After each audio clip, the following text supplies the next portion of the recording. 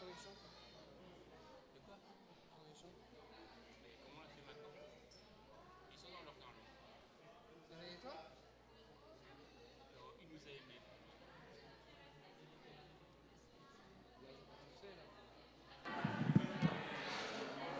Je nous invite à prendre place. Il est 10 heures, temps de nous mettre à l'écoute de notre Seigneur.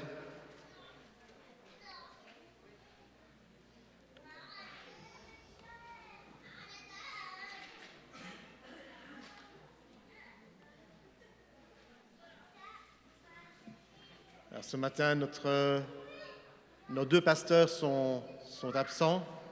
Timothée et Daniel sont en voyage aux États-Unis. Comme vous savez, normalement, tous les X années, Daniel doit faire une année sabbatique, normalement, donc il devrait être absent une année entière pour faire la tournée des églises qui le soutiennent aux États-Unis. Depuis des années, il a choisi de morceler ses voyages en plusieurs mois pour ne pas être absent trop longtemps d'ici. Et vu la situation familiale aussi, c'est encore plus morcelé maintenant. Donc Daniel et Timothée sont aux États-Unis en train de faire la tournée des églises qui les soutiennent, eux, mais en même temps qui nous soutiennent, nous, dans le ministère ici à Oui. Nathalie Lantin nous demande de persévérer avec elle dans la prière. Elle a eu une série d'examens cette semaine encore qui ne sont pas bonnes. Elle a une hernie ombilicale. Elle a d'autres examens à suivre, probablement des interventions. Et comme vous savez, ça fait des années qu'elle se bat contre cette situation, que nous prions pour elle, que le Seigneur est là. Mais je la comprends, ça fait longtemps que ça dure et elle commence à être fatiguée, à être épuisée. Et nous demande vraiment de la soutenir et de demander à Dieu d'intervenir dans son corps et de conduire les médecins encore et encore dans ce qu'il doit faire pour elle. Alors je vous invite vraiment à prier pour elle dans les jours, les semaines, espérons pas les années à venir, mais que cette situation puisse se régler rapidement. N'oublions pas, pour vous mesdames, justement, le 19 mars, Femmes consacrées qui aura lieu ici. Il y a une affiche dans le corridor. Il faut s'inscrire, donc je vous invite à prendre les renseignements sur l'affiche qui est dans le corridor ici, de vous inscrire. La semaine prochaine, samedi prochain, nous avons la grande chance d'avoir l'Assemblée générale de nos églises. Donc c'est les pasteurs, les anciens qui se retrouvent une fois par an, qui font un peu le bilan de la situation. Et je dis qu'on a l'honneur de la voir car ce sera fait ici. Donc samedi prochain vers 9h, on aura l'Assemblée générale de notre association dans nos bâtiments. Je demanderai si quelqu'un est disponible pour faire le PowerPoint, ce serait super. Je ne sais pas si Timothée Wakens sera là ou pas parce qu'il fait partie de l'UGEP, donc si lui est là, ce serait bien. Et si quelqu'un pourrait préparer du café de bienvenue pour les pasteurs et les anciens qui vont venir à partir de 9h, 9h30. Il y a toujours un temps de café avant la réunion. Il n'y aura pas de repas après parce que normalement on mélange cette réunion entre flamands et wallons, mais il n'y a que les wallons qui seront là cette année-ci, vu le Covid. Donc voilà, je ne sais pas si vous avez d'autres sujets de prière.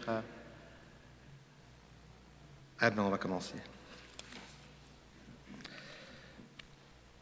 Ce matin, si je trouve ma première page, j'ai oublié ma première page quelque part.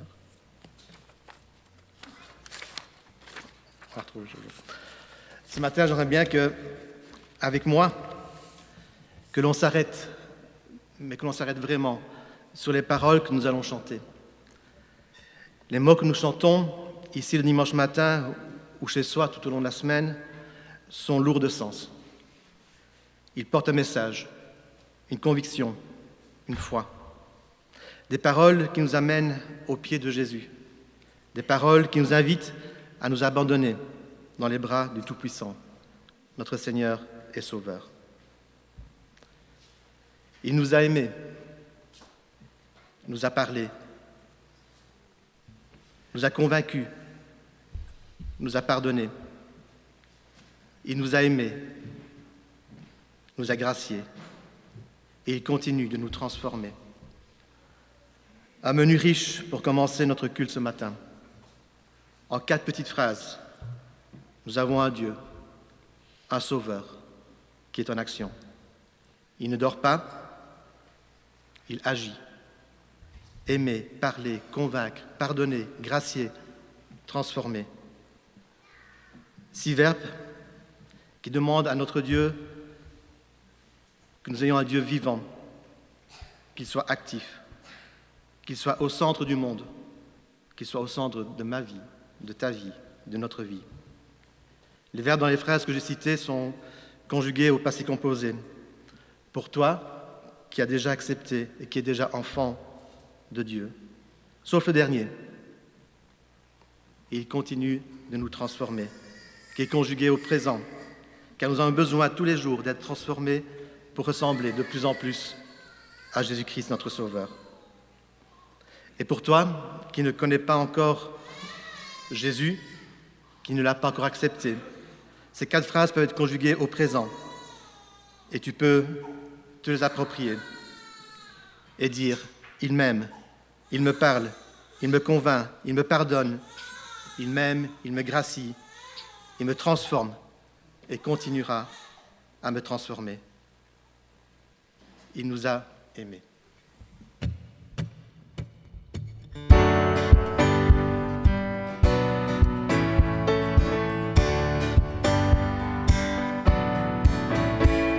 Nous ne sommes pas des gens parfaits, mais nous connaissons un Sauveur merveilleux, en lui remettant nos faiblesses. Nous découvrons la puissance de notre Dieu. Il nous a aimés, nous a parlé, nous a convaincus, nous a pardonnés.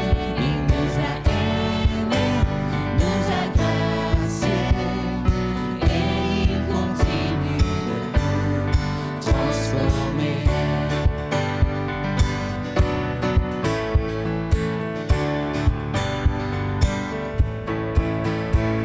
Dieu qui est riche en compassion nous accueille à bras ouverts dans sa famille. Il nous unit par son esprit, afin que dans l'Église son amour brille. Il nous a aimés, nous a parlé, nous a convaincus, nous a pardonnés.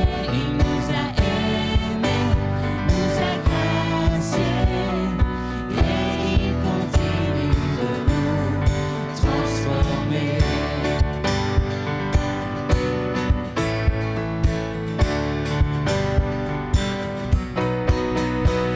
Nous voulons en toutes circonstances suivre ensemble l'exemple de Jésus-Christ, marchant avec persévérance. Dans la joie, nous offrons à Dieu notre vie. Il nous a aimés, nous a parlé, nous a convaincus, nous a pardonnés. Il nous a aimés, nous a graciés, et il continue de nous transformer.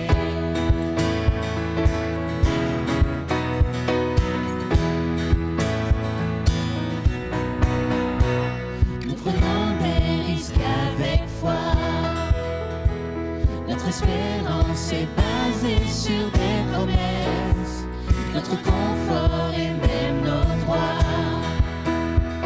Nous les abandonnons pour la vraie richesse. Il nous a aimés, nous a parlé, nous a convaincus, nous a pardonnés.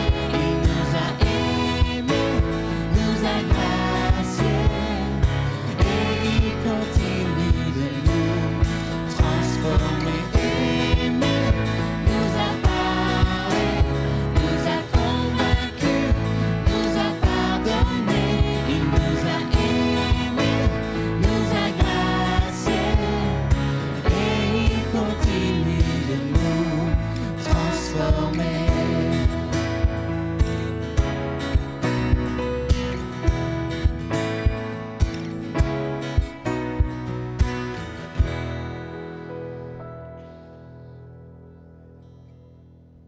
prière et nous allons prier. Seigneur, merci parce que tu nous aimes, tu nous parles, tu nous as graciés, tu nous transformes jour après jour. Et Seigneur, c'est en toi que nous voulons être, c'est en toi que nous voulons continuer à marcher, à te suivre, à t'écouter. Et Seigneur, nous te demandons de nous aider à le faire jour après jour. Et tu le sais, ce n'est pas facile dans le monde dans lequel nous vivons. Mais nous avons foi en toi et nous savons que tu vas nous accompagner jour après jour si nous nous mettons notre foi pleinement en toi. Seigneur, nous te remettons ce culte, nous te remettons ce moment que nous allons passer ensemble, pas à notre écoute, mais à ton écoute. Seigneur, puisses-tu nous parler par les différents chants, par ton serviteur, par le message que nous allons entendre. Et Seigneur, nous te remettons pleinement ce culte entre tes mains. Dans le nom de ton Fils Jésus. Amen. Ce que je nous invite à faire ce matin, c'est un peu différent. C'est que là, je viens de prier après le premier chant. Et je demandais à une personne, après chaque chant, de prendre un moment et de prier par rapport à ce qu'il a entendu dans le chant, par rapport à ce qu'il a touché. Pas 10 personnes, mais une personne après chaque chant. Et ce prochain chant que nous allons chanter, je vais simplement vous lire une partie des paroles parce que c'est de nouveau assez profond. Et comme je vous ai dit ce matin, au début, les paroles que nous chantons sont lourdes de sens et nous touchent. Avant mes premiers mots, tu me connaissais déjà. Avant mon premier souffle, tu mis ta vie en moi. Sans faiblir, tu me cherches. Tu me poursuis, tu me ramènes à toi. Je suis indigne et sans mérite. Mais pour moi, tu t'es livré. Je te rejetais sans relâche. Tu m'aimais. Tu es si bon envers moi. Aucune ombre n'est trop sombre, ni montre trop élevée pour que tu me cherches. Aucun mur ne peut résister. Ni mensonge tenir, sans fin, tu me cherches. Ton amour est extravagant mais dans le bon sens du terme. Nous en avons besoin de cet amour. Amour extravagant.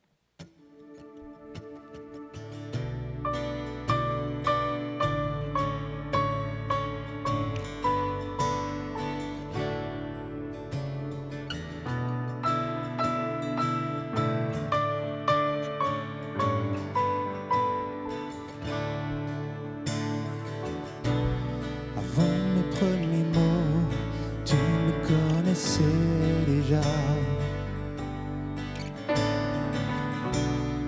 Oui, tu es si bon envers moi. Avant mon premier souffle, tu mis ta vie en moi.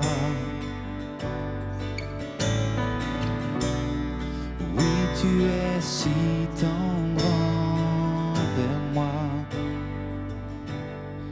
Oh, l'amour renversant, extravagant, infini de Dieu. Sans faiblir, il me cherche, il me poursuit, me ramène à lui. Je suis indigne et sans mérite, mais pour moi tu t'es livré.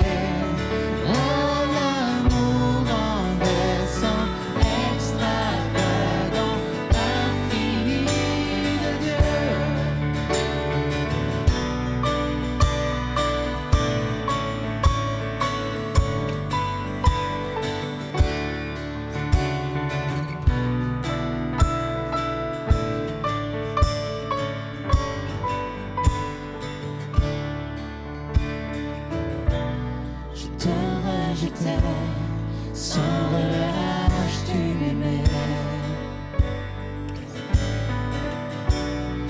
Oui, tu es si bon envers moi.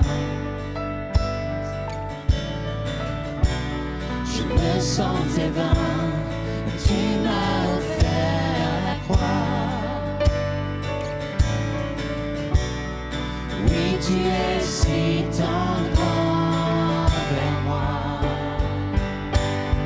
Oh, l'amour renversant, extravagant, infini de Dieu. Sans faiblir, il me cherche, il me poursuit, me ramène à lui. Je suis indigne et sans mérite, mais pour moi tu t'es livré. Oh, l'amour renversant, extravagant, infini de Dieu. Oh.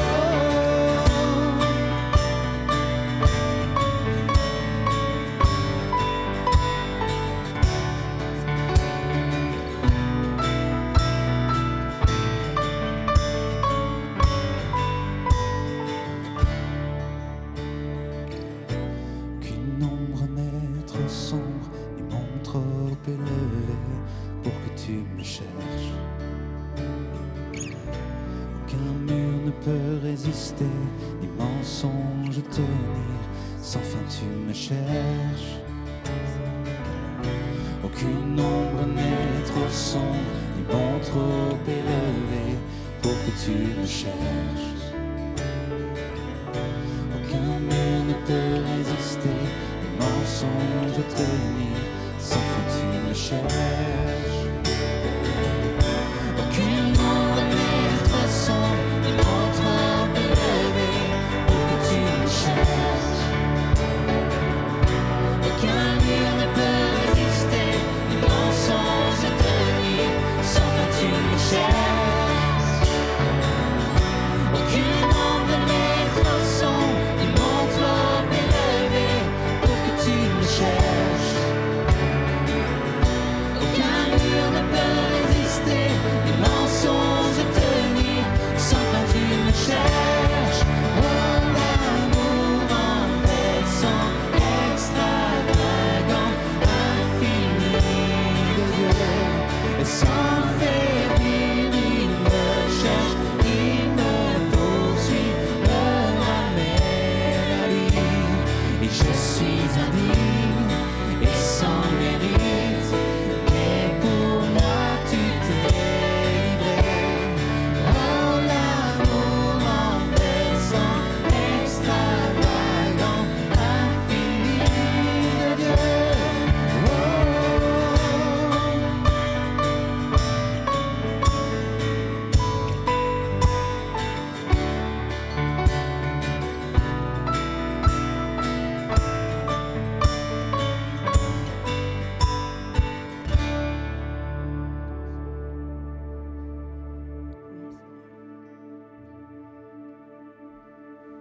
Je suis sûr que plusieurs ont été touchés par ces paroles, mais est-ce que quelqu'un veut prier? Je l'invite à prier.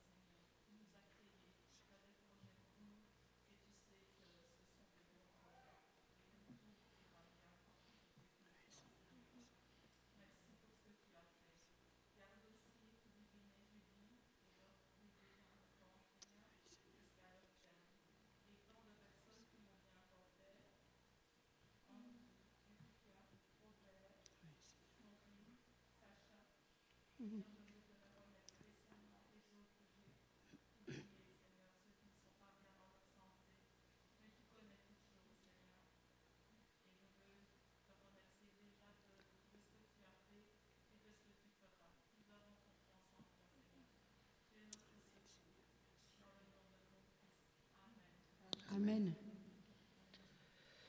Les 2 premiers chants nous montraient que nous avions un Dieu d'action, un Dieu qui cherche une relation avec nous, avec l'homme et la femme.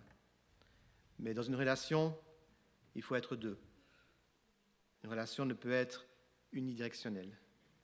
Nous devons être actifs aussi et chercher à communiquer avec Dieu.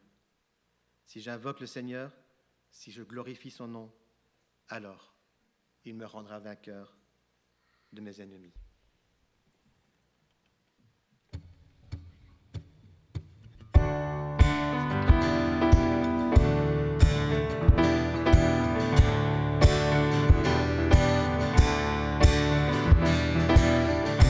J'invoque le Seigneur, quand je glorifie son nom, me rend vainqueur de mes ennemis. Il est vivant, béni soit mon rocher, que le Dieu de mon salut soit exalté. Il est vivant, béni soit mon rocher, que le Dieu de mon salut soit exalté.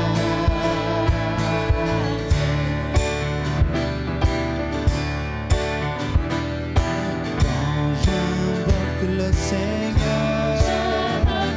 Seigneur, quand je glorifie son nom, il me rend vainqueur de mes ennemis. Il est vivant, béni soit mon rocher, que le Dieu de mon salut soit exalté. Il est vivant, béni soit mon rocher, que le Dieu de mon salut soit exalté.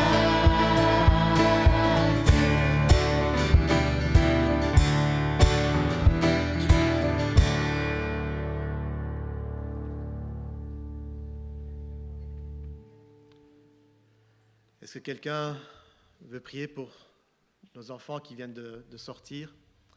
Je crois que c'est notre avenir. Si quelqu'un veut prier pour nos enfants et même par rapport à ce chant, quand j'invoque le Seigneur. Sentez-vous libre.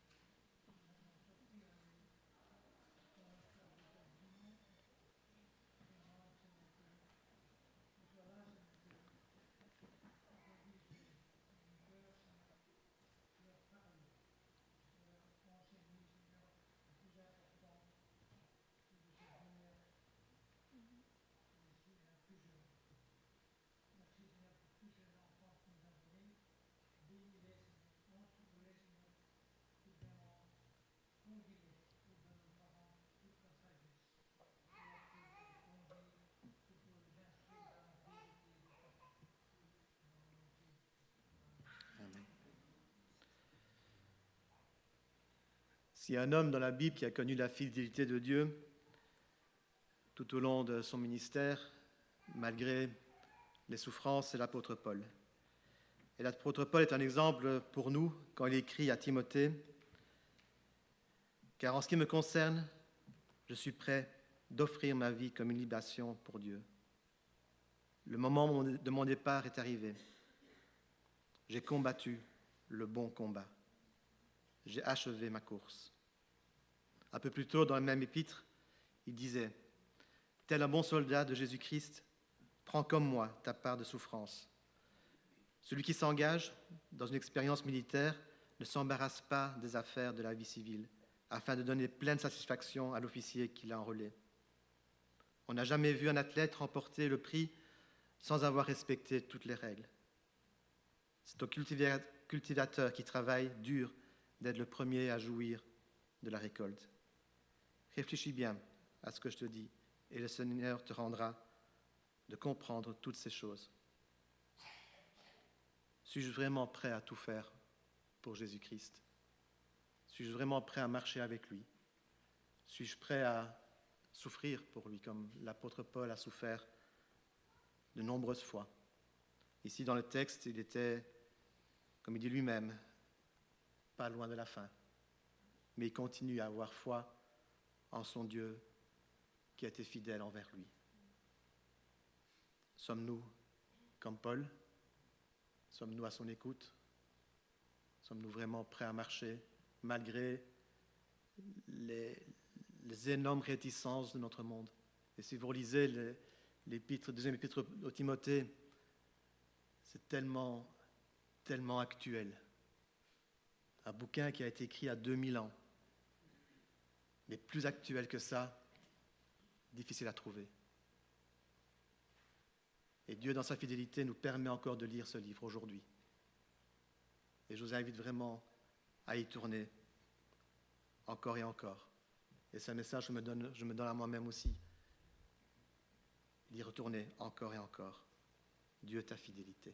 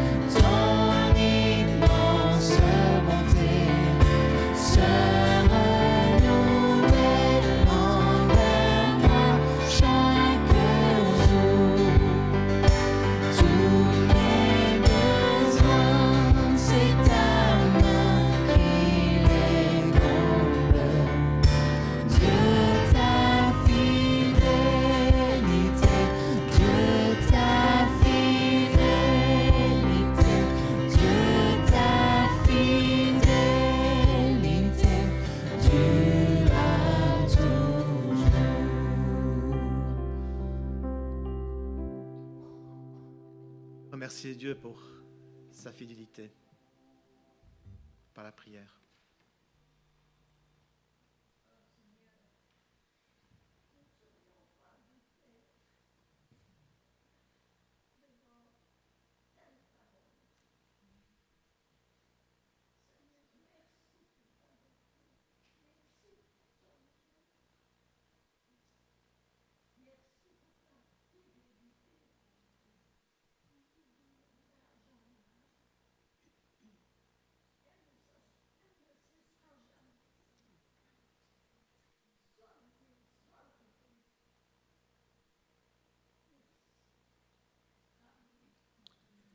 Amen.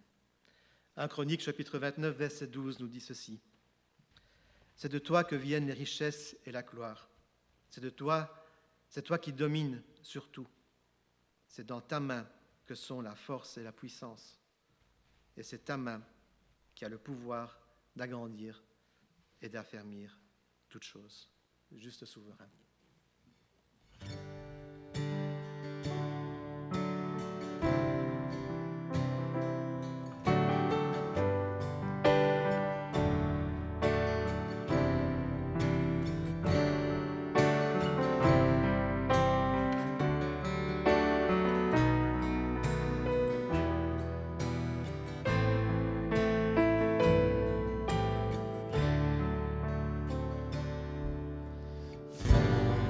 Ses pouvoirs sont dans ta main. Lumière et gloire viendront enfin quand tu entreras dans cette ville pour la gouverner. Juste souverain, nous te couronnons. Juste souverain, oui, nous t'exaltons. Que les saints proclament, toi seul tu es roi. Toi le souverain, le roi. Le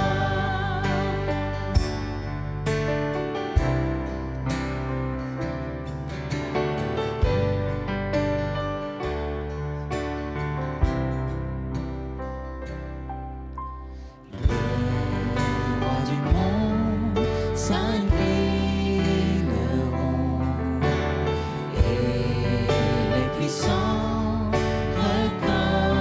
reconnaîtront leur faiblesse devant le roi de gloire, Seigneur de la terre.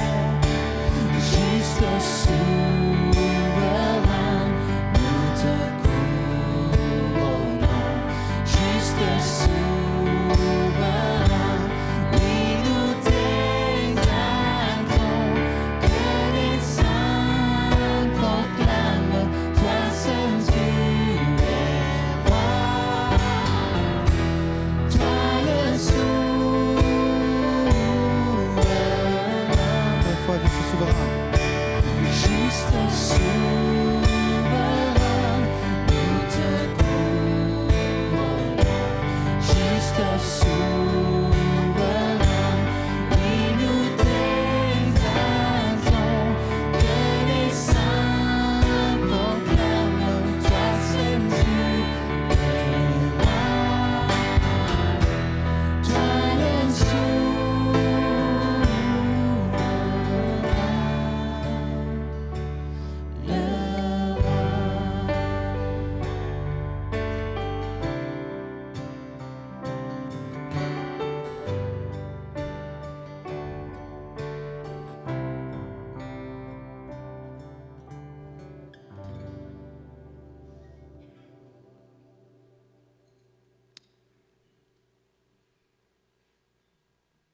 Juste souverain, il est le roi de la terre.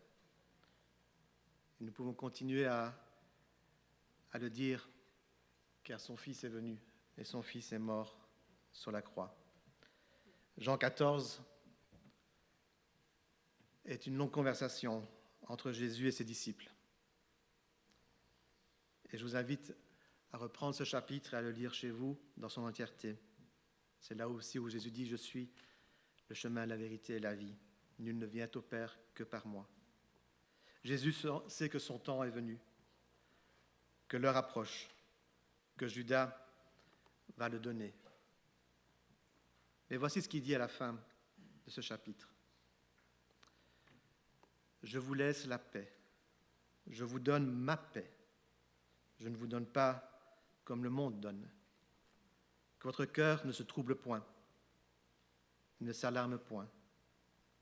Vous avez entendu ce que je vous ai dit. Je m'en vais et je reviens vers vous. Si vous m'aimiez, vous réjouirez de ce que je vais au Père, car le Père est plus grand que moi. Et maintenant, je vous ai dit ces choses avant qu'elles n'arrivent, afin que lorsqu'elles arriveront, vous croyez. Nous n'étions pas là il y a 2000 ans quand Jésus était dans cette conversation, prêt à être arrêté, prêt à être battu, prêt à être cloué sur la croix comme un brigand, comme un malfaiteur, comme un meurtrier. Lui, il ne l'était pas. Il n'était pas du tout. La place qu'il a prise sur la croix, c'était notre place. Ma place, ta place. Mais il l'a fait. Il l'a fait pour que nous puissions enfin retrouver une relation avec notre Dieu, notre Créateur. Avoir cette espérance d'une vie éternelle auprès de lui, auprès de son Père. Et la table qui est là devant nous est là pour nous rappeler ce qu'il a fait pour nous en mourant sur la croix. Il a souffert, il s'est livré, sacrifié, là sur le bois. Il s'est offert, il a payé, il t'a racheté. Éveille-toi. Son corps blessé, son cœur brisé, sa vie ôtée, donnée pour toi, pour moi. Le sang amer, la croix du calvaire, les larmes du Père versées pour toi, pour moi, pour nous. Hors des ténèbres jaillit la lumière. Tout est accompli. Tu vis en moi. Le tombeau désert, la pierre roulée. Christ est ressuscité et il vit en moi. À vous qui avez compris ce que Jésus a fait pour vous, vous qui avez accepté Jésus dans votre vie, vous qui pouvez dire « Oui, Christ est ressuscité et il vit en moi », je vous invite à vous lever afin de participer à cette table, à ces éléments, le pain et le fruit de la vigne qui nous rappellent son corps qui a été brisé et son sang qui a coulé pour nous. Et à vous qui servez, de bien vouloir vous approcher pour distribuer les éléments. Et durant ce moment, nous allons chanter ensemble « Éveille-toi, mon âme ».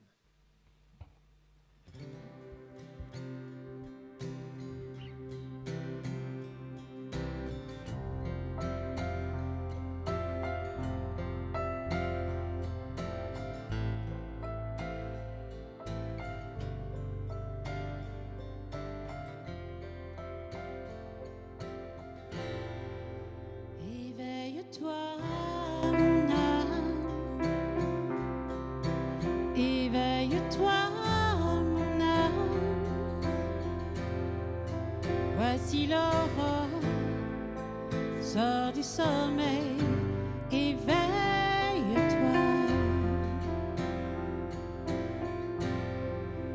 Éveille-toi, mon âme. Éveille-toi, mon âme.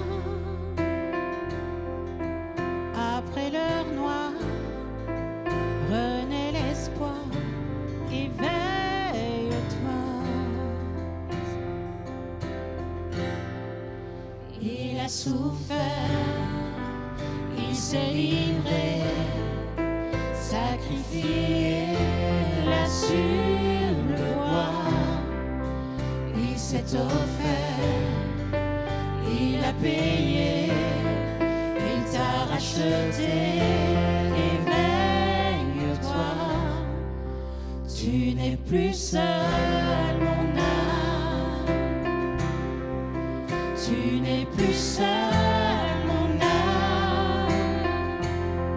Toi qui étais nu, pauvre et aveugle, relève-toi.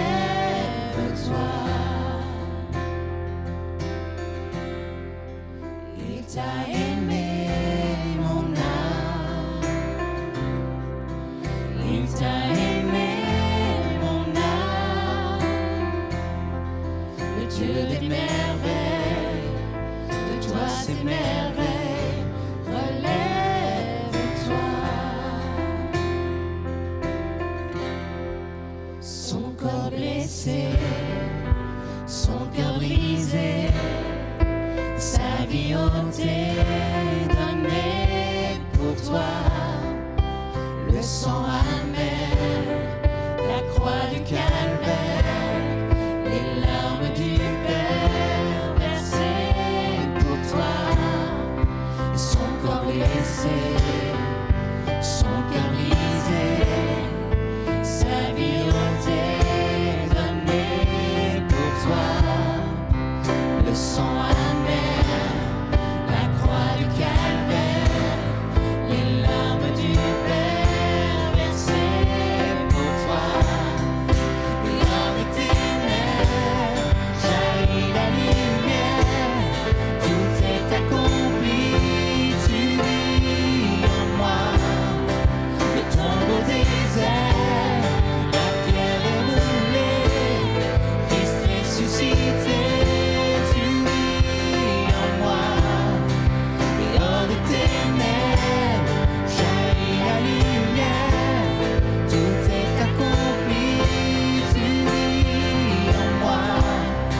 Le tombeau désert, la pierre est roulée, Christ ressuscité, tu vis en moi. Éveille-toi, mon âme.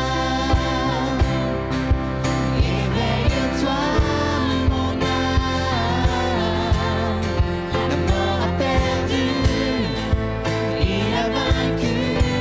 Éveille-toi. Éveille-toi, mon âme. Éveille-toi, mon âme. La mort a perdu, il a vaincu. Éveille-toi. Éveille-toi, mon âme.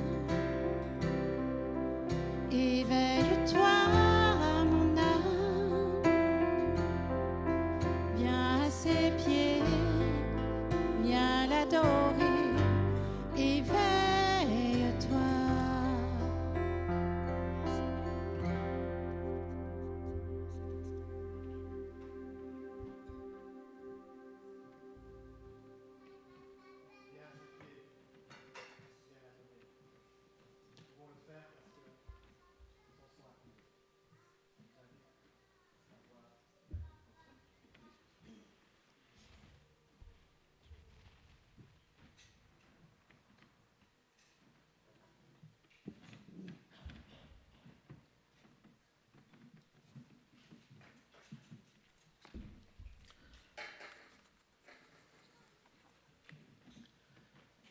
Et avant notre message, je vous invite à chanter un dernier chant qui est la suite de ce que nous venons de vivre ensemble. À la croix, je me prosterne.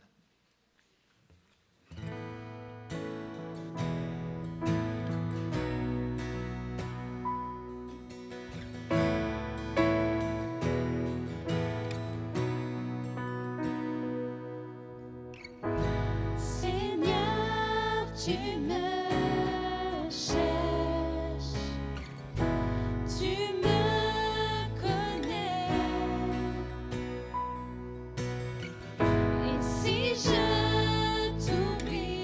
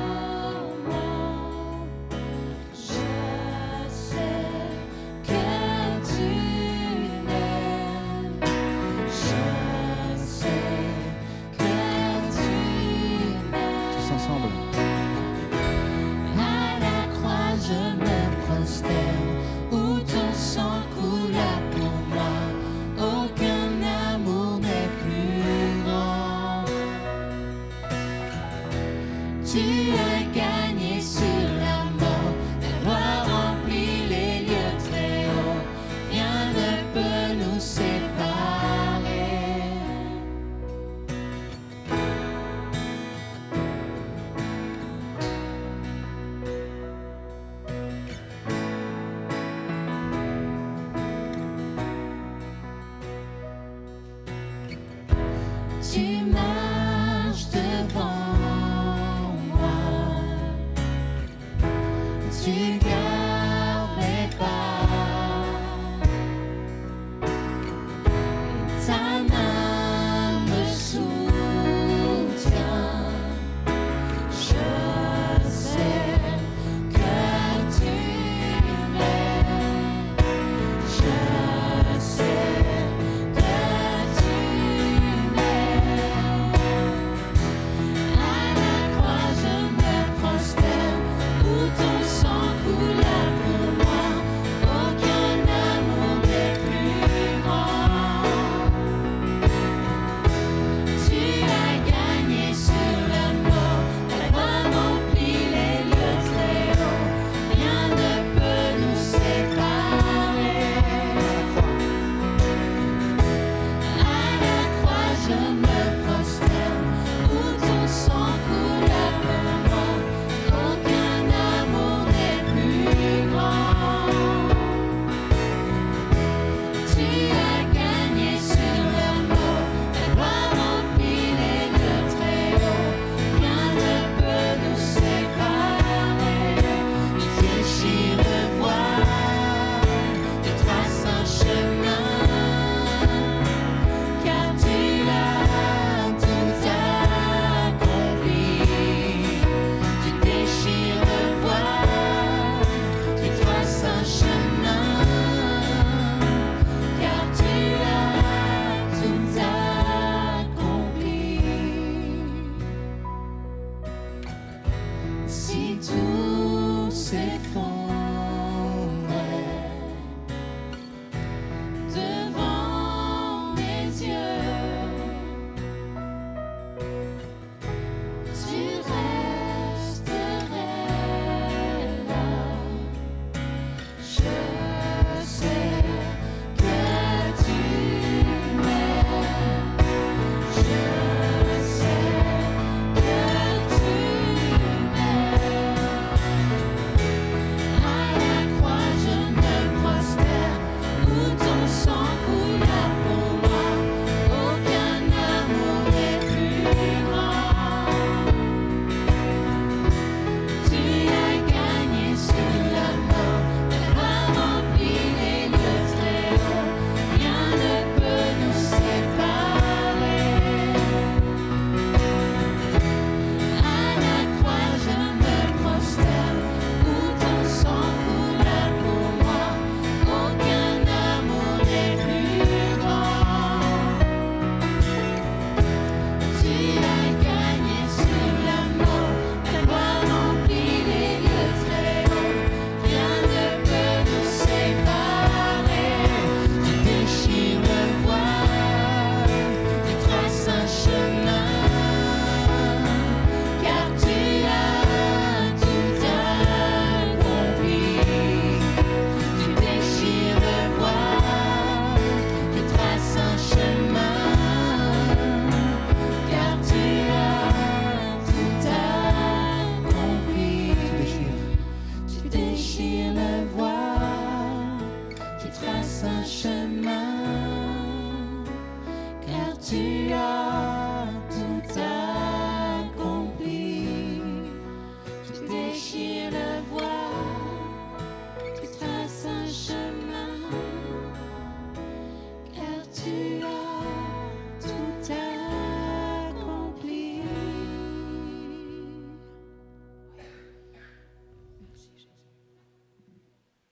Sommes-nous prêts maintenant à entendre ce qu'il a à nous dire aujourd'hui par son serviteur Samuel? Et avant de lui laisser la parole, donc tu peux venir, je vous invite à courber la tête et à remettre ce moment entre ses mains. Seigneur, nous venons de passer une heure à te louer, à te remercier, à t'acclamer, à demander que tu nous cherches, que tu nous trouves, que tu nous aimes. Et en retour, nous voulons aussi t'aimer. Et Seigneur, maintenant, nous sommes prêts à entendre ce que tu as mis sur le cœur de Samuel ce matin pour qu'il puisse nous transmettre ce que tu as à nous dire ce matin. Nous te demandons de le conduire, de rendre nos cœurs ouverts, nos oreilles ouvertes, nos esprits attentifs à ce qu'il va nous partager de ta part. Dans le nom de ton Fils Jésus. Amen.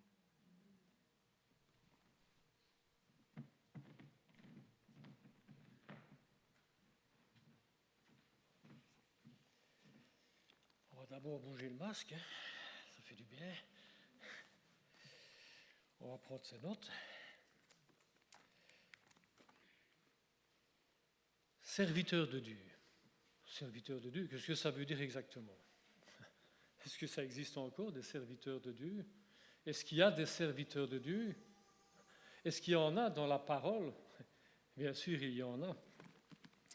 Et j'aimerais prendre avec vous un passage. C'est une histoire qu'on connaît assez bien. Et pourtant, j'ai repris certaines situations qui se sont passées par rapport à ces acteurs. Je dirais c'est par rapport à une femme, à son fils et à un ami ou quelqu'un de très proche de la famille, je dirais. Et ce passage se trouve dans Samuel. 1 Samuel, chapitre 3. Et je vais commencer la lecture. Le jeune Samuel était au service de l'Éternel, devant Élie. La parole de l'Éternel était rare en ce temps-là. Les visions n'étaient pas fréquentes en ce moment de temps. Élie, qui commençait à avoir les yeux troubles, ne pouvait plus voir. Étant couché à sa place, la lampe de Dieu n'était pas encore éteinte, et Samuel était couché dans le temple. Où était l'arche de Dieu? Alors l'Éternel appela Samuel. Il répondit, « Me voici !» Et il courut vers Élie et dit, « Me voici, car tu m'as appelé. » Mais Élie répondit, « Je ne t'ai point appelé. Retourne te coucher. » Et il alla se recoucher. L'Éternel appela de nouveau Samuel, et Samuel se leva et alla vers Élie et dit, « Me voici, car tu m'as appelé. » Mais Élie répondit, « Je ne t'ai point appelé, mon fils. Retourne te coucher. » Samuel ne connaissait pas encore l'Éternel, et la parole de l'Éternel n'avait pas encore été révélée à Samuel. L'Éternel appela de nouveau Samuel pour la 3e fois. Et Samuel se leva, alla vers Élie et dit, « Me voici, car tu m'as appelé. » Alors Élie comprit que c'était l'Éternel qui appelait l'enfant. Et dit à Samuel, « Va te coucher. Et si l'on t'appelle encore, tu diras par l'Éternel, car ton serviteur écoute. » Et Samuel alla se coucher à sa place. L'Éternel vint et se présenta, et il appela comme les autres fois, « Samuel, Samuel !»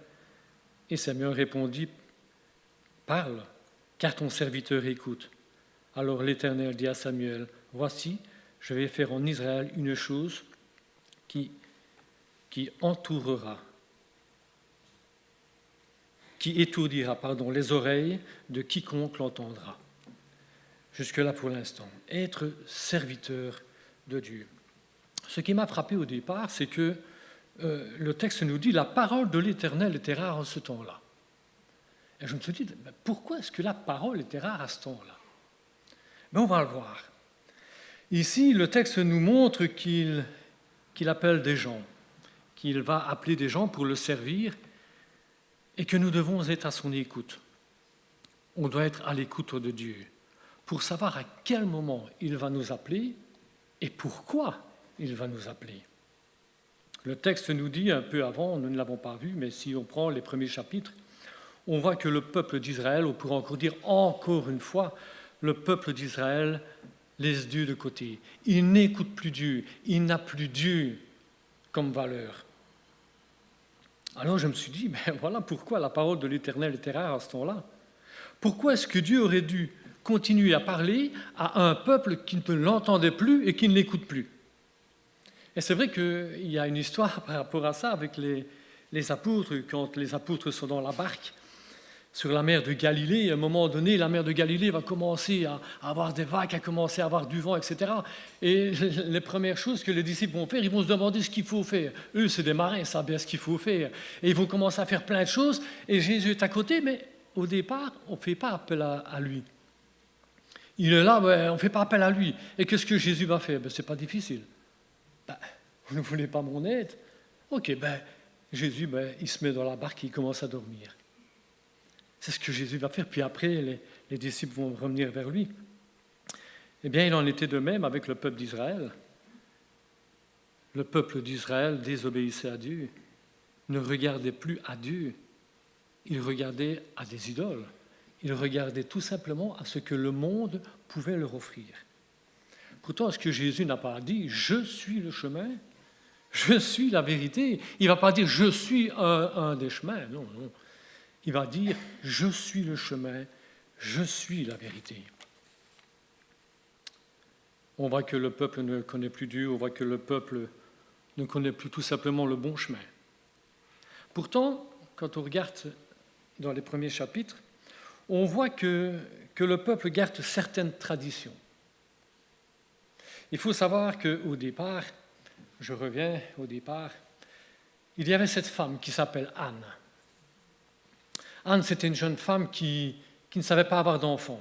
Et pendant des années et des années, elle va pleurer devant Dieu, elle va demander à Dieu de lui donner des enfants. Et elle va pleurer pendant des années et des années. Et chaque année, ils montaient à Silo, c'était comme un pèlerinage, ils allaient là faire des sacrifices, ils allaient devant Dieu, ils allaient louer Dieu, ils versaient ce qu'ils avaient dans leur cœur devant Dieu pour que Dieu puisse les écouter. Et chaque année, Anne y allait avec son mari, et chaque année c'était rebelote, chaque année elle pleurait, chaque année elle demandait à Dieu la même chose. Seigneur, donne-moi des enfants, donne-moi un fils. Et puis à un moment donné, il faut savoir que Anne va faire une promesse à Dieu. Et elle va dire, écoute Seigneur, si tu me donnes un enfant, si tu me donnes un garçon, alors je te promets de te le rendre. Je le mettrai à ton service. Il faut savoir que dans la parole, le Seigneur nous met en garde par rapport aux promesses. Le Seigneur nous dit que l'homme n'est pas capable de tenir ses promesses et qu'il vaut mieux de ne pas en faire que de ne pas les tenir. C'est ce que le Seigneur fait, mais pourtant ici, Anne, elle nous montre qu'elle a tellement confiance en Dieu qu'elle dit, si toi, tu fais ça pour moi, alors moi, je ferai ça pour toi. Et c'est ce qui va arriver. À un moment donné, le Seigneur va dire, maintenant tu as assez souffert, maintenant tu as assez pleuré, maintenant je vais te bénir, je vais te donner ce que tu m'as demandé. Pourquoi est-ce que Dieu choisit ce moment-là? Parce que c'est le moment de Dieu, c'est tout. On ne peut pas dire, je ne sais pas, pourquoi est-ce qu'il faut attendre 6 mois, pourquoi est-ce qu'il faut attendre 6 ans, pourquoi est-ce qu'il faut attendre toute la vie, voilà. C'est Dieu qui décide, et Dieu décide à ce moment-là, c'est à ce moment-là qu'il donne la chose à Anne, cet enfant. Et à un moment donné, l'enfant grandit et puis Anne se rappelle de la promesse qu'elle a faite à Dieu. Mais une promesse, généralement, ça se fait, il n'y en a quand même pas beaucoup qui savent quand on fait une promesse à quelqu'un. Et ici, peut-être que Anne avait fait seulement la promesse entre elle et Dieu, et personne ne le savait. Alors peut-être qu'elle aurait eu l'occasion de dire, écoute, et personne ne sait ce que j'ai demandé à Dieu, ce que j'ai dit à Dieu, je n'ai pas tellement envie de donner mon garçon, moi. J'ai pleuré des années pour avoir un fils, maintenant j'ai un fils, et il va falloir que je lui donne. Et Anne est là, mais on sait que Anne est une femme de Dieu, une femme qui aime Dieu, une femme qui garde Dieu, une femme qui regarde toujours vers Dieu. Alors Anne avait promis, alors Anne va le faire, et elle va monter au temple, elle va offrir quelque part son fils à Dieu. Et on arrive ici avec Samuel, qui est donc dans la maison de Dieu, qui est près de Élie. Élie est un sacrificateur. Le sacrificateur, parce qu'il y en avait plusieurs, mais c'était lui qui était là, c'était quand même une pointure, je vais te dire. Et ils sont là. Et on voit ici que donc Anne et certains autres du peuple montent à Silo, comme je l'ai dit, chaque année. Et je me suis dit, est-ce que nous n'avons pas aussi certaines traditions qu'on fait parce que, voilà, c'est le carnaval, on met des masques, on se déguise parce que c'est le carnaval. C'est Pâques, Pâques, on mange des œufs au chocolat parce que c'est comme ça, c'est des œufs au chocolat. Hein. Et à Noël, on met le sapin parce que c'est, voilà, on met le sapin. Et le dimanche, je vais à l'église parce que c'est le dimanche. Parce que je l'ai toujours fait, parce que mes parents l'ont toujours fait, et parce que, voilà, c'est comme ça. Est-ce qu'on n'a pas de temps en temps des traditions comme le peuple ici? Certaines traditions, alors on le fait.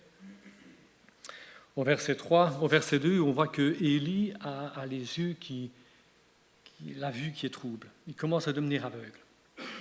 Si on suit le verset 3, on voit aussi qu'il n'y avait pas que ses yeux qui étaient aveugles, parce que la parole nous parle que son âme aussi, quelque part, avait difficile de voir certaines choses. Élie est un homme de Dieu extraordinaire, et pourtant Élie va trébucher. Comme quoi, un homme de Dieu peut trébucher. Pourtant, c'est un homme qui a donné toute sa vie à Dieu, et pourtant, il va faire quelque chose qui ne va pas plaire à Dieu. Pourtant, Dieu cherche des hommes et des femmes qui seront disposés à écouter sa voix. Le Seigneur a besoin de disciples pour témoigner de lui. C'est ce qu'il nous dit. Un disciple, qu'est-ce que c'est un disciple? Un disciple, c'est une personne qui écoute la parole de Dieu, qui lit, et puis qui essaie ou qui la met en pratique. D'ailleurs, Ésaïe 50, verset 5 nous dira « Le Seigneur m'a donné une langue exercée. » Ah, tiens, pourquoi est-ce qu'il lui a donné une langue exercée? Pour que je sache soutenir par la parole celui qui est abattu.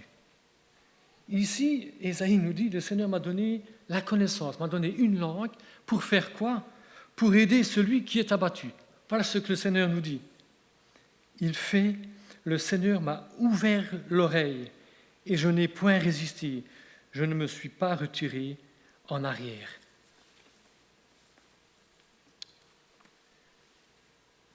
Quand on regarde dans le passage, on voit que le Seigneur dit que l'attitude de Samuel lui est agréable. Ah, Samuel est avec Élie, il est dans la maison d'Élie, c'est vrai que ça donne quelque chose d'extraordinaire, un jeune garçon qui court partout, mais Samuel aime écouter ce que Élie lui apprend de Dieu. Il aime écouter toutes ces histoires, il aime savoir ce que Dieu fait, ce que Dieu peut faire, ce que Dieu fait dans une vie. Samuel aime toutes ces choses. Et l'Éternel dit que l'attitude de Samuel lui est agréable. Et je me suis posé cette question, comment est notre attitude par rapport à Dieu? Comment est-ce que Dieu qualifie notre attitude? Comment est-ce que Dieu qualifie ton attitude? Quand tu es au travail, tu n'es pas le même qu'à la maison. Quand tu es à la maison, tu n'es pas le même qu'à l'église. Quand tu es à l'église, tu n'es pas le même que... Comment Dieu voit notre vie? Dieu nous connaît tous. Est-ce que quand Dieu nous regarde, est-ce que Dieu dit, comme il a dit à Samuel, « Ah, c'est agréable de regarder cet enfant grandir, c'est agréable de le voir. » Est-ce que Dieu aime nous regarder vivre? Romains 12, verset 2 nous dit « Ne vous conformez pas au siècle présent, mais soyez transformés par le renouvellement de l'intelligence, afin que vous discerniez quelle est la volonté de Dieu, ce qui est bon, ce qui est agréable, ce qui est parfait. » Et le monde passe, et sa convoitise aussi, mais celui qui fait la volonté, celui qui fait confiance en Dieu, demeure éternellement. C'est ce qu'il dit. Un jour, un homme a un accident, et durant cet accident, il va perdre sa femme. À cause de cet accident, il va perdre son travail, il va perdre ses revenus, il va perdre sa maison, il va perdre tout. Mais cet homme va garder quelque chose. La seule chose qui lui reste, c'est la foi et c'est Dieu. Et il va avancer avec ça. Et un jour, il est en train de marcher et puis il rencontre des gens qui étaient en train de rénover une église. Et les maçons étaient là en train de travailler. Et à un moment donné, il y a un des maçons qui était à terre avec une pierre et qui était en train de disquer cette pierre en forme de triangle. Et l'homme est là et il dit « Mais qu'est-ce que vous faites ?» Alors le jeune garçon lui dit, mais vous voyez la petite ouverture qui est là au sommet. Eh bien, je façonne ici au sol la pierre qui sera bientôt là-haut, qui sera placée là-haut. Et cet homme avait tout simplement compris ce que Dieu venait de lui dire. Je te façonne ici-bas pour que tu puisses occuper la place prévue pour toi là-haut. Au verset 4, on voit que Dieu va appeler Samuel pendant la nuit. Dieu parle personnellement à Samuel. Le Seigneur nous montre ici que nous devons être à son écoute, à n'importe quel moment, parce que c'est Dieu qui choisit le moment qui veut nous parler. Et il nous dit qu'il ne faut pas être comme le peuple, comme les fils d'Élie, avoir les yeux et les oreilles fermés à l'écoute de Dieu. Pourquoi est-ce qu'ils n'entendaient plus Dieu? Pourquoi est-ce qu'ils ne voyaient plus Dieu? Tout simplement à cause de leur péché. Est-ce que Dieu nous appelle à quelque chose? Est-ce que Dieu t'appelle à faire quelque chose? Dans la Bible, il y a des exemples que Dieu va demander à certaines personnes de faire certaines choses. Et une des histoires qu'on connaît le mieux, c'est Jonas. Quand Dieu va lui dire « Va à Ninive, parce que ce sont des gens qui font le mal, va les prévenir. » Et que ce que Jonas va faire, non, pas question, Ninive est par là, moi je vais par là. Et il commence à partir par là. Il va sur un bateau, mais manque de chance pour lui, Dieu le suit. Et puis qu'est-ce que Dieu va faire? On le sait bien, il va faire souffler une tempête. La tempête va arriver. Et puis les marins sont là, ils se demandent ce qu'il faut faire. Et puis Dieu va mettre à l'esprit de l'équipage qu'il y a quelque chose qui porte la poisse. Alors qu'est-ce qu'ils font? Ils tirent au sort, et on sait bien, ça tombe sur Jonas. Ah tiens, c'est drôle ça, il manque de bol. Mais il n'y a pas de manque de bol avec Dieu. Et qu'est-ce qui se passe? Ils attrapent Jonas, hop, coup de pied au derrière, il tombe dans l'eau. Et qu'est-ce qui se passe dans l'eau? Son deuxième navire l'attend, un gros poisson. Manque de chance pour lui, encore il se fait avaler. Encore une manque de chance pour lui, le poisson avait un GPS Ninive. Et il va directement sur Ninive. Jonas arrive, il se fait recracher sur la berge. Et Jonas, qu'est-ce qu'il fait? Il commence à courir, à râler. C'est vrai qu'à ce moment-là, je pense qu'il avait raison. Rester 3 jours dans le ventre d'un poisson, ça ne devait pas être agréable. Mais comme il continue à râler et à ne pas faire ce que Dieu veut. Et puis à un moment donné, il va respecter ce que Dieu lui demande. Et c'est ce qu'il va faire. Et j'aimerais te poser cette question aussi. Est-ce que toi, tu fais la volonté de Dieu? Est-ce que quand Dieu te demande quelque chose, est-ce que tu respectes son avis, ce qu'il te demande? Parce que le Seigneur nous fait ressentir ce qu'il a envie qu'on fasse pour lui. Donc, à un moment donné, Samuel entend une voix. Alors, il se réveille et comme on l'a lu, il court vers Élie et dit « Élie, oui, tu m'as appelé. » Et Élie, non, je ne t'ai pas appelé, Samuel, qu'est-ce que tu racontes? Allez, va dormir. Samuel retourne, et puis une deuxième fois, Élie le remballe, une troisième fois. Et puis c'est seulement à ce moment-là que Élie se dit, écoute, il comprend que c'est Dieu qui veut parler à Samuel. Et il va dire à Samuel, et on le voit, tu diras, si tu entends encore cette voix, tu diras tout simplement, parle Seigneur, car ton serviteur écoute. Et ça, je trouve que c'est une phrase extraordinaire. Parle Seigneur, ton serviteur écoute. Est-ce que vous n'avez pas envie de dire ça à Dieu, vous? Quand vous sentez que Dieu vous demande quelque chose, de faire quelque chose, est-ce que vous n'avez pas envie de lui dire « Parle, Seigneur, parle, je t'écoute ». Mais je pense qu'à ce moment-là, ni Samuel ni Élie n'ont bien dormi. Je crois que de la part de Samuel, être dans sa chambre tout seul dans le noir, il pense que c'est Élie, puis il se rend compte que ce n'est pas Élie qui lui parle, et que c'est le Dieu de l'univers qui lui parle. Parce que, à mon avis, Samuel n'a pas bien dormi là. Et de la part de Élie, à mon avis, il n'a pas trop bien dormi non plus, parce que Élie était le sacrificateur, celui qui était au-dessus de tout un peu. Et il se demande, mais pourquoi est-ce que Dieu parle à Samuel et pas à moi? C'est pas normal, ça. Mais pourquoi? Et alors, à mon avis, ils sont là tous les deux et ils ne dorment pas. Nous voyons ici que Dieu va parler à Samuel. On peut peut-être se rendre compte qu'il n'y avait peut-être plus que Samuel qui était dans les bonnes conditions d'entendre Dieu. Samuel va se servir d'un jeune homme justement pour nourrir l'âme d'Israël. D'ailleurs, le Seigneur l'a déjà fait quand on voit qu'il s'était servi d'un jeune garçon qui était là avec 5 pains, 3 poissons. Il va se servir de ce jeune garçon pour nourrir toute cette population de plus de 5000 hommes. L'Éternel va parler à Samuel pour la première fois. Et il va lui délivrer un plan qui n'est pas très réjouissant, je dirais. Il va dire quelque chose à Samuel. Et ça se trouve au verset 11 à 18.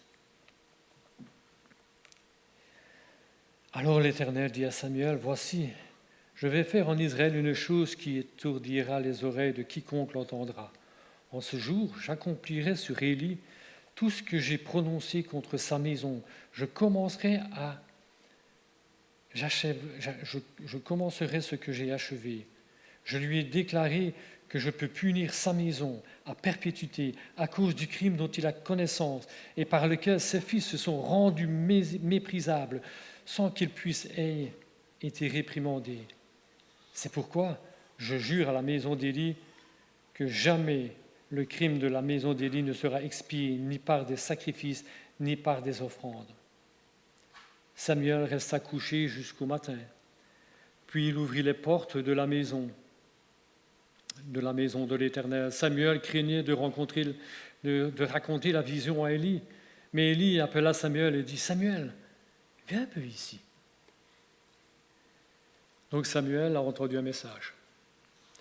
Le message, c'est que Dieu va punir Élie, la maison d'Élie va punir ses fils. Il va détruire tout. Et Samuel, il n'a pas envie d'aller raconter ça à Élie. Parce que Élie, c'est quoi Élie? Élie, c'est son père adoptif, c'est son ami, c'est son papy, c'est une personne qu'il aime tellement qu'il ne veut pas lui faire de la peine. Alors il n'a pas envie de voir Élie au matin. Mais Élie lui dit, hey, Samuel, viens un peu ici. Alors, et Dieu, qu'est-ce qu'il t'a dit?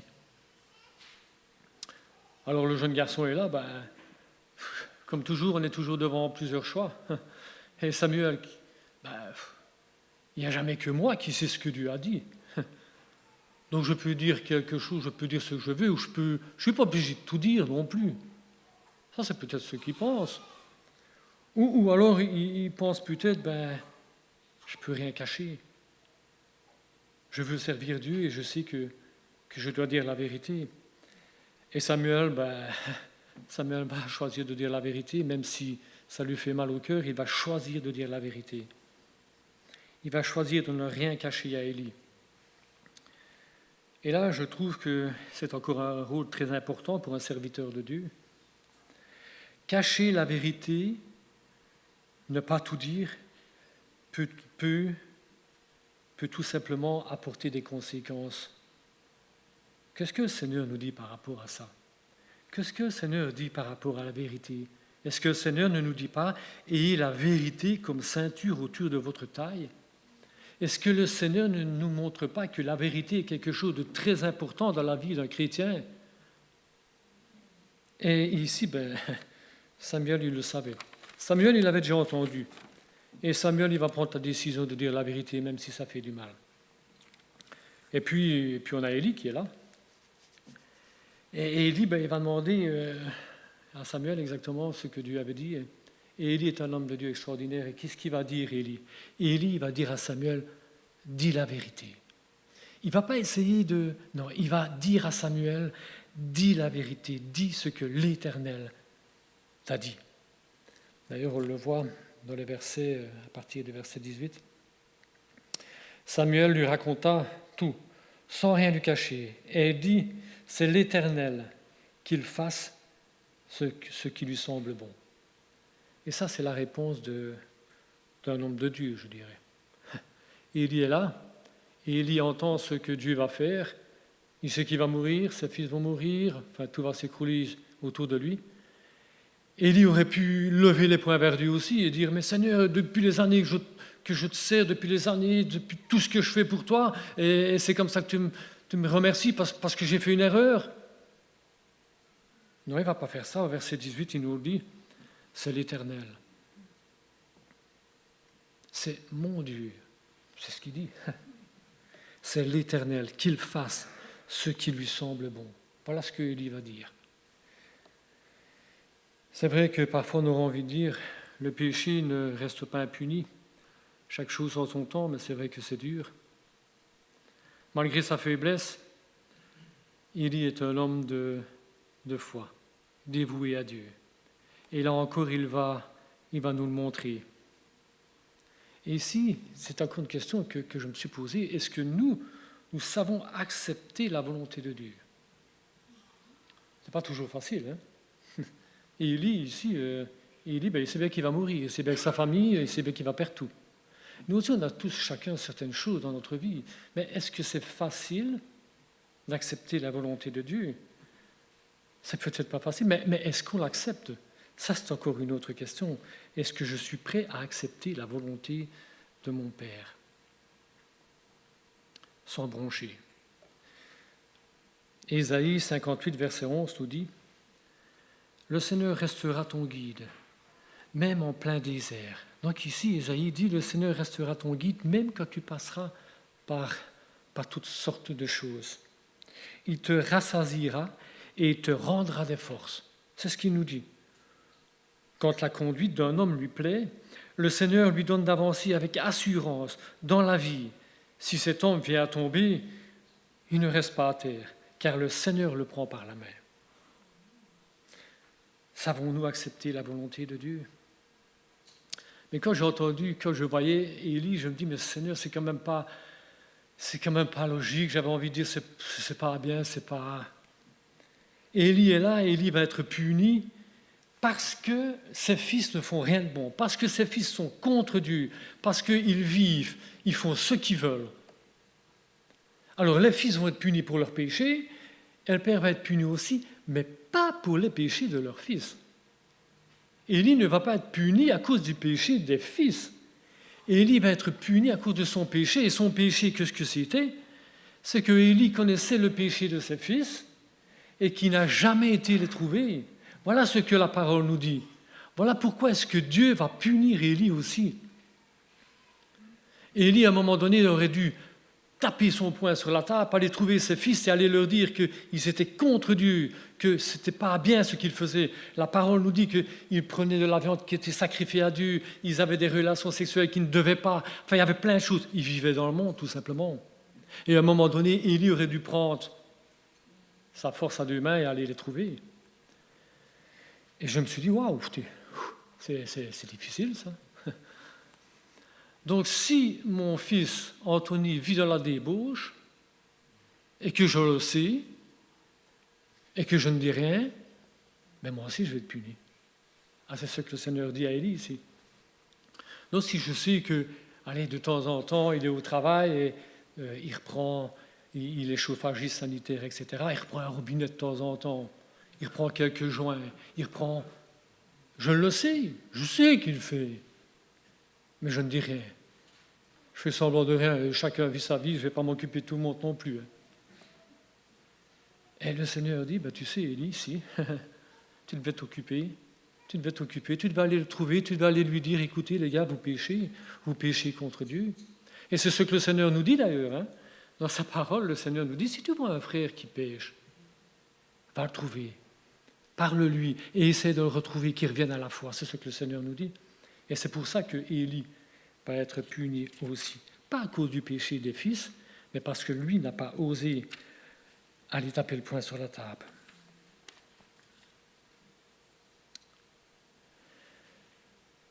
Je dirais que nous devons être comme Samuel.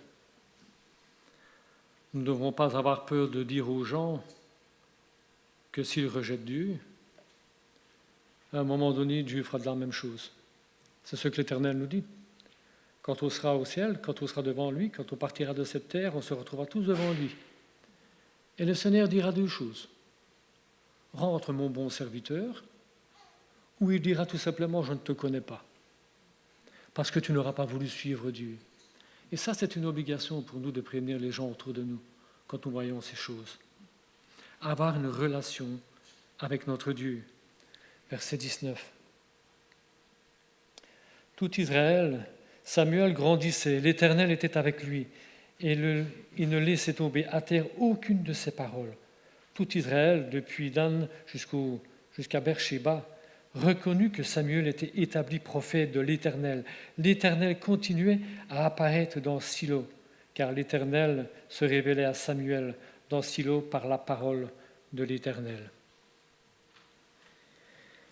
Le texte nous dit que Samuel grandissait, pas nécessairement physiquement, mais surtout spirituellement. Pourquoi? Parce que tout simplement, Samuel aimait écouter Dieu. Samuel aimait apprendre à connaître Dieu. Samuel aimait tout simplement être avec Dieu. Il aimait tous ces moments. Et la parole nous dit que tout ce qu'il entendait de Dieu, rien ne tombait à terre. Il gardait tout pour lui et il le donnait aux autres. Encore un enseignement pour nous, je dirais. Est-ce que nous aussi, nous aimons la compagnie de Dieu? Est-ce qu'on aime prendre sa parole de temps en temps? Est-ce qu'on sait s'approcher de Dieu? Est-ce qu'on sait s'approcher de Dieu pour lui parler de notre vie, de tout ce que nous avons envie? Est-ce que nous avons une relation personnelle avec Dieu? Est-ce que nous sommes des serviteurs de Dieu? Un serviteur de Dieu, c'est une personne tout simplement qui s'approche de Dieu. Mais est-ce que tu es proche de Dieu, toi? Est-ce que tu as envie de plaire à Dieu? Est-ce que tu te souviens qu'il y a un Dieu? Un serviteur de Dieu, en conclusion, j'aimerais dire, c'est quelqu'un qui rencontre Dieu personnellement, tout simplement. C'est quelqu'un qui va prononcer le message de Dieu. C'est quelqu'un qui a une relation avec son Dieu. D'ailleurs, c'est ce qu'on voit avec son Fils, avec Jésus. Quand Jésus est venu sur la terre, c'était le médiateur entre Dieu et nous, car il connaissait Dieu personnellement. Il nous a dit aussi qu'à travers Jésus, Dieu nous a parlé. De plus, il était quelqu'un qui prononçait les paroles de Dieu. Tout ce qu'il a enseigné, c'est ce qu'il avait entendu de son Père. Il avait tout simplement une relation avec son Père. Ce qu'il vivait avec Dieu, avec son Père, il a tout simplement transmis aux hommes. Alors je ne sais pas où toi tu en es. Est-ce que tu connais Dieu? Est-ce que tu es un serviteur de Dieu? Tu connais peut-être Dieu personnellement, comme ton sauveur, mais tu as peut-être fait des compromis avec le péché qui t'a éloigné tout simplement de Dieu. Sache que jamais Dieu n'est très loin et que Dieu donne toujours une seconde chance. C'est vrai qu'on peut s'éloigner. Et c'est vrai qu'on a tous des témoignages par rapport à ça. Et c'est vrai que j'en ai un. Il y a quelques temps d'ici, on devait dire notre témoignage pour ceux qui partaient au Rwanda. Et justement, ça rentrait un petit peu en compte ici de certaines choses que Anne a demandées. Ben, moi, j'ai demandé certaines choses à Dieu aussi. Et puis, on voit certaines choses que Samuel a fait, et j'aurais bien voulu un petit peu partager ces choses. C'est vrai qu'il n'y en a pas beaucoup qui ont entendu mon témoignage, parce que, voilà, on ne le dit pas souvent. Moi, c'est vrai que voilà, j'ai toujours vécu dans une famille qui honorait Dieu. Et j'ai toujours entendu parler de Dieu, de ce que Dieu faisait, de ce que Dieu voulait pour nous, de toutes ces choses. Et très vite dans ma vie, c'est vrai que je me suis rendu compte que j'avais besoin d'un sauveur et je suis venu au Seigneur, tout simplement. Oh, j'avais 14, 15 ans, je ne sais plus quel âge exactement. Et puis, j'ai demandé plusieurs choses à Dieu. J'ai d'abord demandé 2 choses à Dieu, et puis une 3e, et puis j'ai fait comme Anne, j'ai dit à Dieu, si tu me donnes ça, je te promets quelque chose. En sachant qu'une promesse à Dieu, ce n'est pas quelque chose qu'on fait à la légère. Mais est-ce que j'allais être capable de tenir toutes ces choses? Est-ce que Dieu allait être capable déjà de m'exaucer? La première des choses que j'avais entendues dans la parole, c'est que si tu veux, par rapport chez mes parents, c'était assez strict. Tout ce qui était sorti, tout ce qui était les filles, tout ce qui était l'alcool, tout ce qui était la cigarette, tout ce qui touche un peu trop près au monde, on était encadré. Et je savais que, voilà, moi aussi, à un moment donné ou l'autre, j'avais envie d'avoir une jeune fille.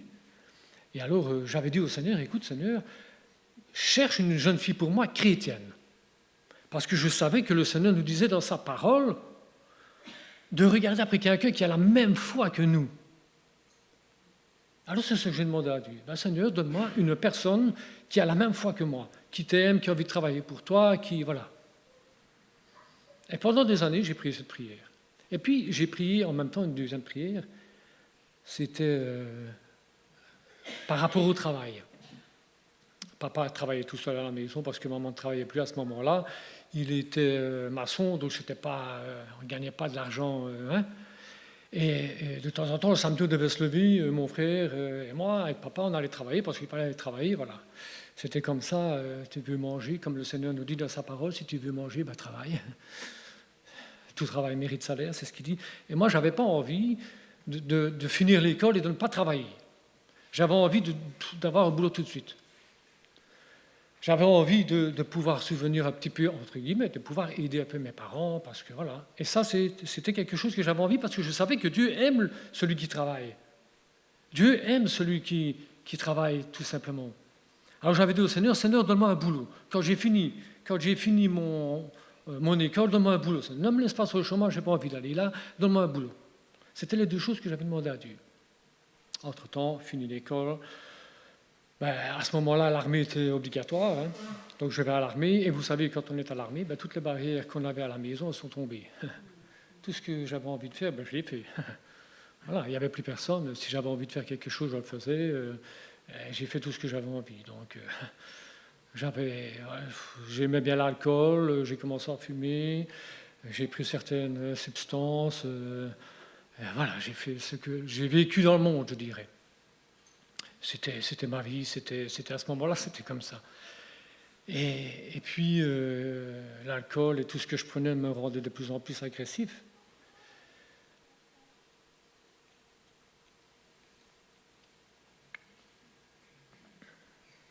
Et cette agressivité est montée de plus en plus.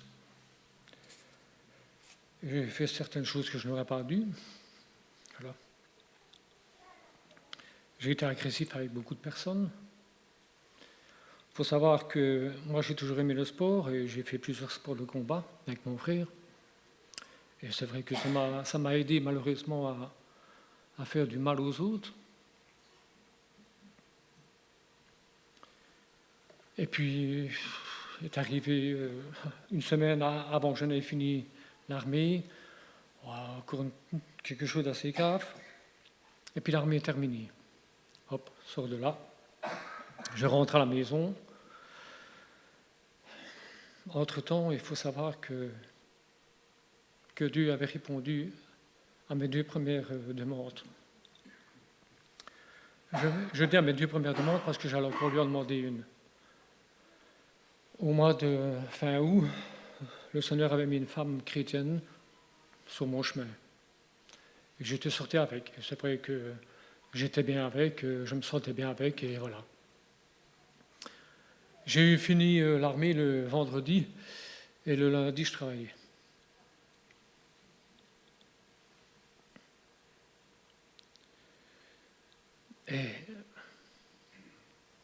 Et Dieu me donnait certaines choses, alors que moi, pendant 1 an, je l'avais laissé de côté. Tout simplement. Pendant 1 an, je ne l'avais plus regardé. Ça ne m'intéressait plus, Dieu ne m'intéressait plus. J'avais envie de faire autre chose. Tout simplement, je lui avais craché au visage. J'avais marché sur ses préceptes, sur sa parole. Pendant 1 an, je l'avais laissé de côté. Et le Seigneur me donne une jeune femme chrétienne et me donne un boulot. Alors que moi, j'avais laissé sur le côté.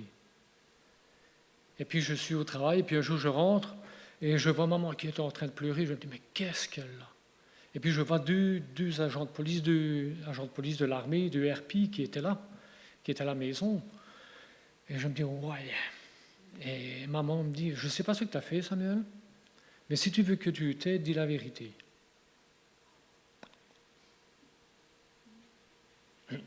Déjà là, j'étais un peu secoué parce que je n'étais pas un menteur, moi. Je ne mentais pas. Je crois que je ne mentais pas.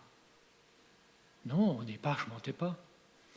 Je me rappelle une fois, j'étais rentré d'une manœuvre, parce qu'on faisait beaucoup des manœuvres, et j'avais ma veste de manœuvre qui était toute dégueulasse. Et je rentre à la maison et je donne mes affaires à maman pour qu'elle les lave, parce que voilà, il fallait la laver. Et dans mes poches, il y avait des cigarettes, enfin, il y avait plein de trucs. Et qu'est-ce que j'ai fait? J'ai commencé à raconter les bobards.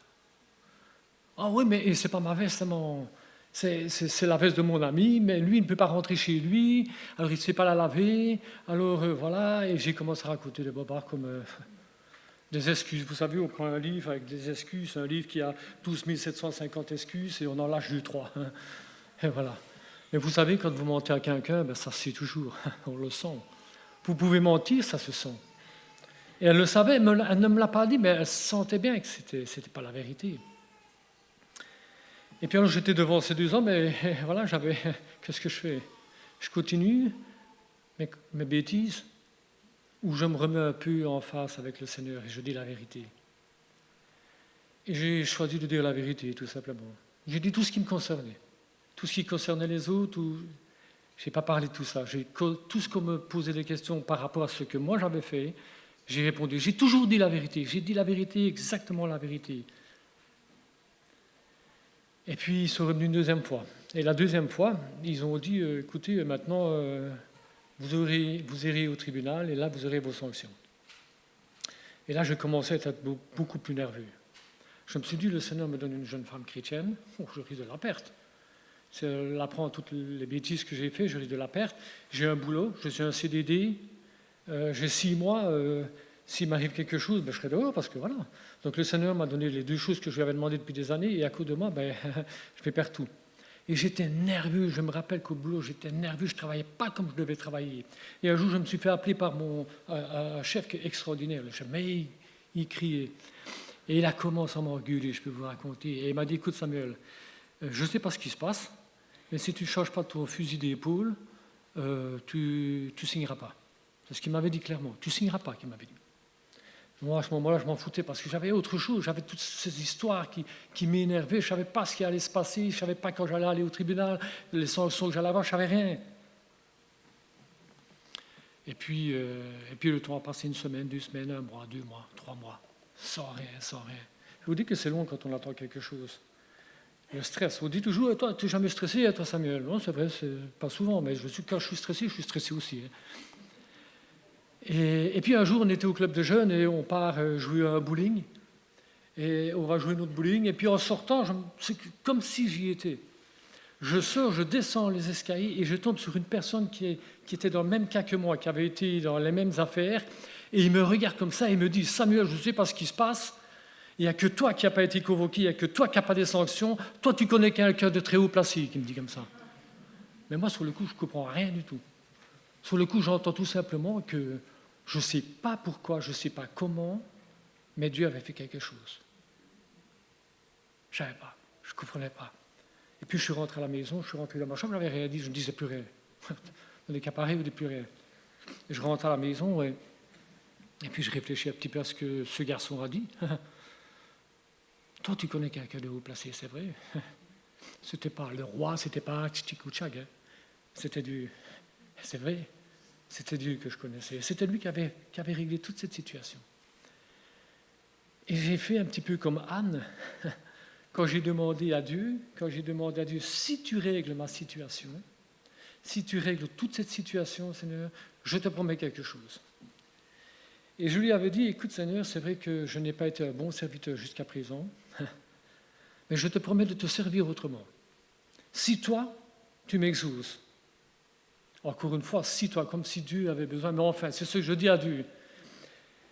Et puis le Seigneur règle toute cette situation, et puis les années passent, 1 an, 2 ans, 10 ans, 12, 13 ans, je ne sais plus.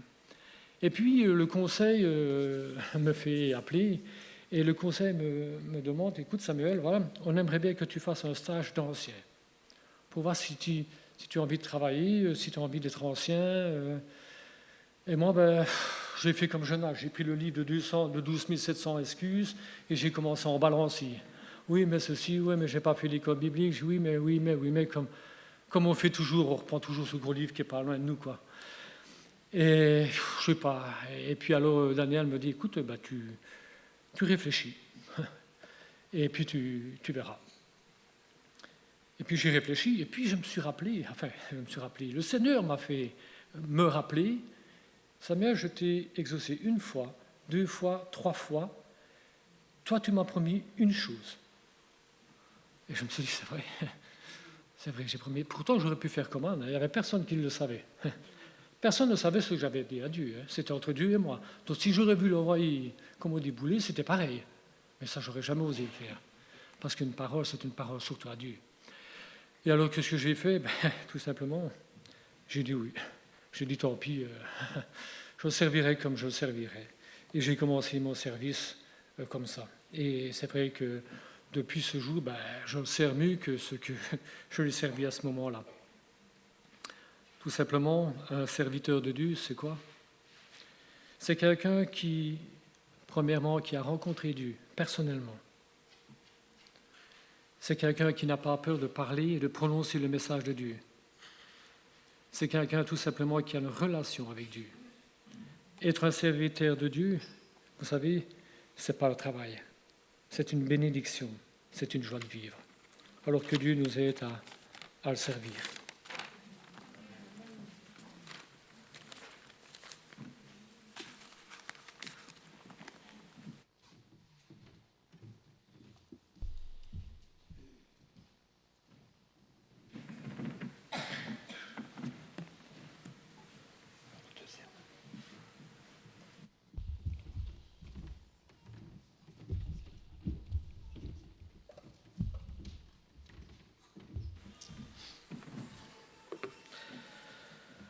Merci Samuel. Samuel de la Bible, Samuel d'aujourd'hui. Tous les deux qui ont entendu l'appel du Seigneur et qui ont choisi de marcher avec lui.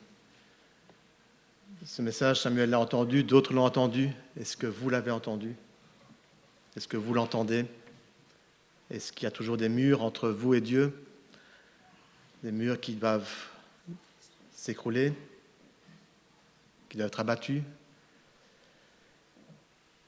Je vous invite à repenser à ce que Samuel nous a partagé ce matin. C'était riche. Écouter, éviter le mensonge, vivre dans la vérité et servir avec amour celui qui nous a sauvés. J'avais choisi un autre chant pour la fin, mais ça ne va pas. Ça va pas. Donc, on va reprendre un chant qu'on a déjà chanté ce matin et je trouve qu'il va bien. C'est Amour extravagant, parce que l'amour de Dieu est extravagant.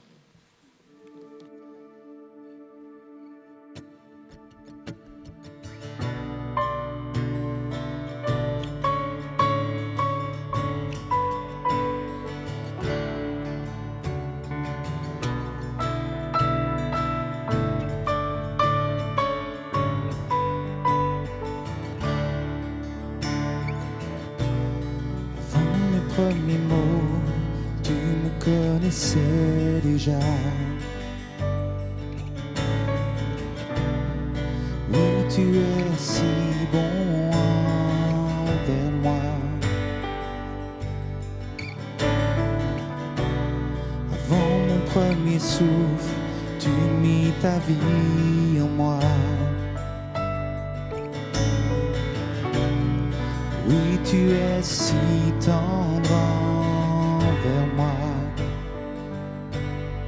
Oh, l'amour renversant, extravagant, infini de Dieu. Sans faiblir, il me cherche, il me poursuit, me ramène à lui.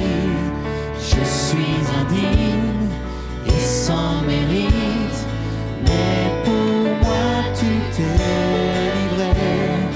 Oh, l'amour renversant, extravagant, infini de Dieu.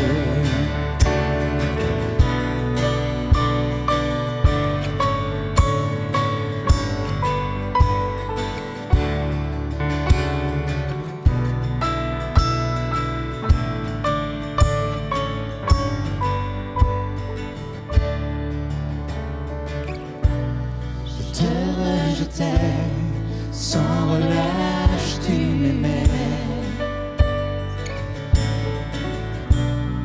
Oui, tu es si bon envers moi. Je me sentais vain et tu m'as offert la croix. Oui, tu es si tendre envers moi. Oh, l'amour renversant, extravagant, infini de Dieu. Sans faiblir, il me cherche, il me poursuit, me ramène à lui. Je suis indigne et sans mérite, mais pour moi tu t'es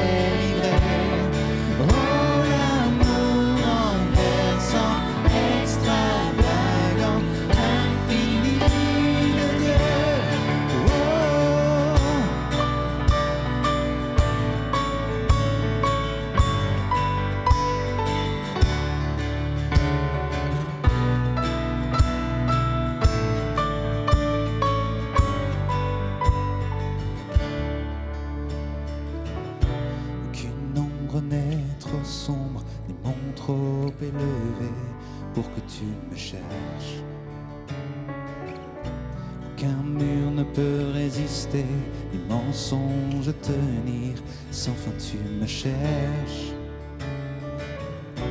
Aucune ombre n'est trop sombre, ni mon trop élevé pour que tu me cherches. Aucun mur ne peut résister, ni mensonge tenir, sans fin tu me cherches. Aucune ombre n'est trop sombre, ni mon trop élevé pour que tu me cherches. Aucun mur ne peut résister, ni mensonge de tenir, sans fin tu me cherches. Aucune ombre n'est trop sombre, ni mon trop élevé pour que tu me cherches. Aucun mur ne peut résister, ni mensonge de tenir, sans fin tu me cherches.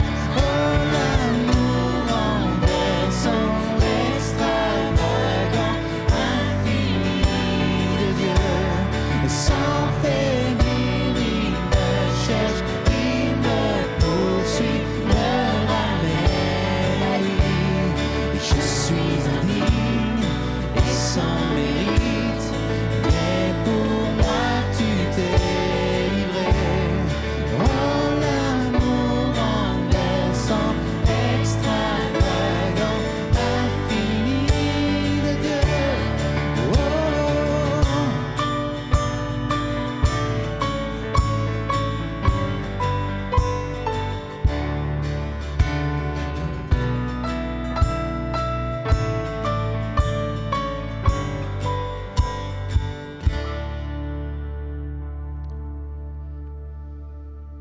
Je vous invite à vivre durant toute cette semaine cet amour renversant, extravagant et infini de Dieu. Amen. Bonne semaine.